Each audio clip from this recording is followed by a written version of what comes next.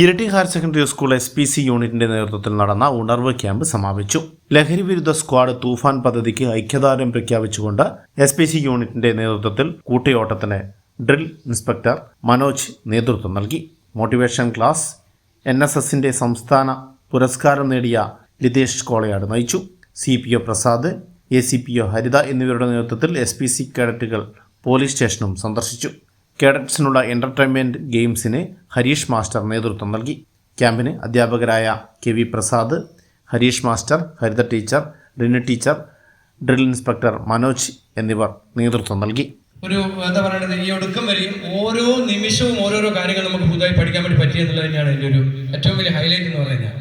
നമുക്ക് മാത്രമേ 7ാം ക്ലാസ് പഠിച്ച ക്ലാസ് ടീച്ചർക്ക് ഞാൻ ലീഡറായിരുന്നു, അല്ലാതെ വേറെ ഒരാൾക്കും അറിയാമായിരുന്നു. അങ്ങനെ ഒരു കാലഘട്ടത്തിലാണ് നമ്മളൊക്കെ വളർന്നത്. ഇന്നിപ്പം ഏത് സദസ്സിൽ കിട്ടിയാലും 2 വാക്ക് സംസാരിക്കാൻ പറ്റുന്നതിന്റെ പ്രധാന കാരണം ഇങ്ങനെയുള്ള പല വേദികളിൽ വന്നതാണ്.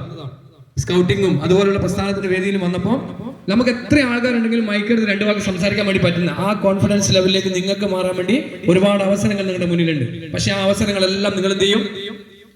ഹൈവിഷൻ ന്യൂസ്, ഇരട്ടി.